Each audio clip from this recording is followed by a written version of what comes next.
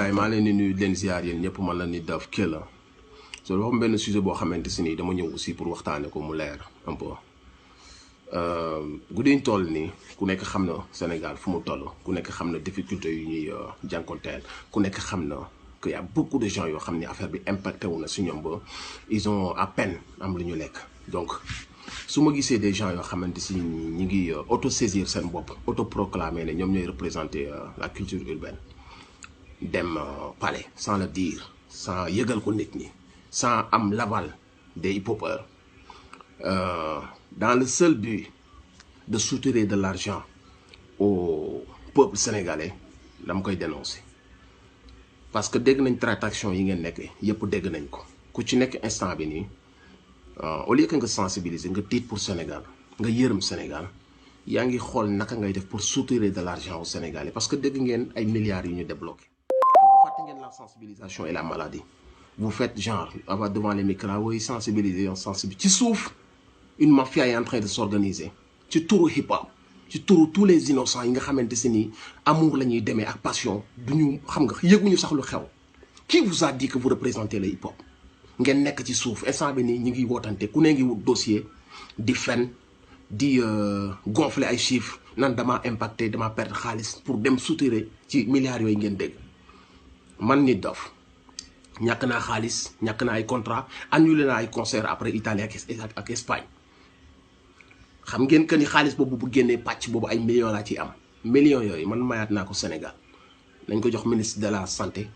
wala ci côté action sociale ñu xool naka lañ dimbalee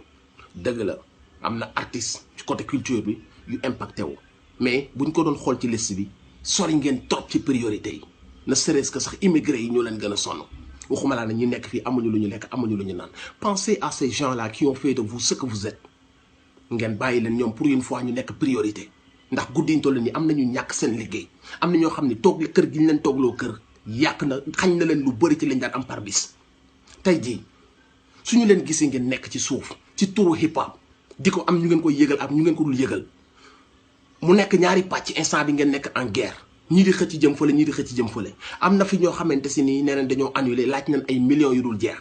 am ñeneen ñoo xam naan dañ doon jouer ñun chaque semaine ñàkk nañ lii instant bi ngeen di def ci kaw projecteurs yi nii ci suuf yéen ngi xool naka ngeen suturee xaalis c'est une honte c'est une honte il faut aimer son pays surtout dans les moments de crise parce que crise bu amee dina impacter ci ñëpp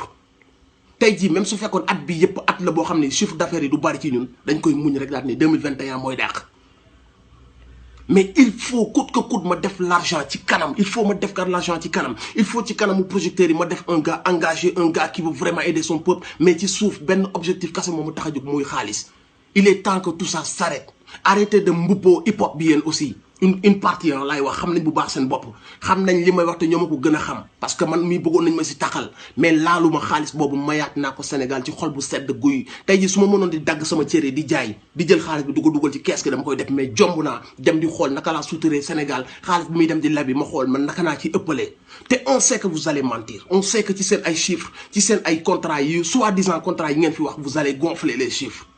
ayez honte de faire ça bàyyee leen les plus démunis ñoom ñu jot ci xaalis boobu noonu bàyyee leen les immigrés yi nga xam ne un mois ngi nii ñu tëju di fay location di wut lu ñu lekk liggéey yuñ benn bàyyi leen xaalis boobu ñu jël ko yóbbul ko immigré yi bàyyi leen ñi gën a nekk au fin fond du bled gars yi gën a sonn ñu jox leen xaalis boobu yéen ngeen xool li leen yàlla jot a suturale ngeen xool naka ngeen passer cette étape là avec dignité il faut savoir par quelquefois faire preuve de dignité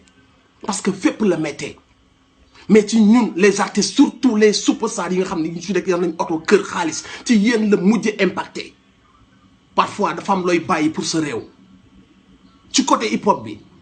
y en a marre que des gens exploitent dès qu'il s'agit d'aller au palais wala d'argent tu vois benn cercle bu ndaw ñu ñëw toog xool naka lañ ko defee seen biir naka lañ compale kii pour fermer des bouches pour que ñoom ñu toog di utiliser tous ces gens là yu bëgg hip hop di ko dundal tous les jours di souffrir nekk ci Sénégal bi yépp duñ ci gis dara wala buñ ci gisee ay miettes lay doon y a toujours benn cercle boo xamante ni ils vont se servir à coups de millions et sous le dos de la culture urbaine arrêtez de manipuler les gens arrêtez d'exploiter le hip hop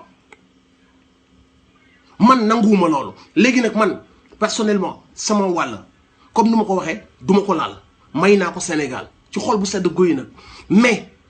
nañ ma ko joxal ministère yi moo wax wala suñ ko mënta jox ñooñu nañ ko récupérer joxal ma ko hip hop Galsen su ma nee hip hop Galsen mooy ba ci rapport bi gën a ndaw su doon jot 100 francs sax nañ ko joxal sama wàll mais bu benn charognard laal sama wàll loolu nag dama koy wax dama koy teel a wax après lépp dina leer su ngeen dugalee ay dossier bu fekkee malgré ça jël ngeen xaalis yi après lépp dina leer on verra qui a touché combien et qui a touché combien léegi nag li nga xamante si nii man sama part la ma yu ma ko benn charognard bu kenn laalee benn dërëm ci sama li nga xam ne sama part la waroon nekk sama partir en couille. I know you're gonna talk shit behind me xam naa leen vous ne m'aimez pas vous allez me boycotter encore une fois vous allez parler de moi but if you a man xam ngeen sama number xam ngeen nu may doxalee just call me and we gonna do like a man do xam ngeen fu may waxee je sais que vous allez pas m'aimer et j'en ai rien ngeen baal ma li tax may wax mooy bëgg sama réew ñeme dëgg te xam ngeen ne ragaluma leen te xam ngeen ne ñii laa mës a taxawee depuis 12 ans yi ma fi nekk il est temps que ça s'arrête li ngeen ma mën a def rek mooy boycotter ma te loolu c'est hip hop mën naa ko xëy bàyyi du jour au lendemain parce que sama xol bi yàllaa si nekk yooyu mënuma sonal donc voilà le message yëg ngeen ko les gars du hip hop maa leen di wax ngeen yeewu parce que y a trop de gens qui vous exploitent y a trop de gens ci seen ay tour ci turu hip hop bi ils vous exploitent parce que lii nii ñi ngi naan bu leen ko wax diw bu leen ko wax diw parce que diw amuloon contrat ñi amuloon contrat et ça c'est lâche de vouloir inventer des contrats et de xam que ni bu dee impacté hip-hopeur bi gën a ndaw affaire bi impacté na ko parce que ne serait-ce que benn 2500 mënoon na ko cee laal te laalu ko donc yow mi nga xamante se ni tu es en train de fabriquer des faux contrats wala de gonfler des chiffres teggil sa tànk soo bañee wax bi jur beneen scandale teggil sa tànk nga bàyyi Sénégal cofit yi mu dem wuyu mu dugal ko fi mu ko war a dugal les plus démunis les immigrés faneen ak faneen balaa muy agsi ci nous les artistes je parle culture urbaine c'est large nag culture parce que am na ñeneen ñoo xam ne instant bi bind nañ seen dossier toog di xaar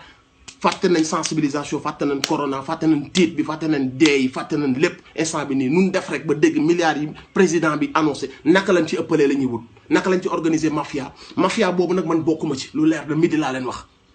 loolu mooy li fi am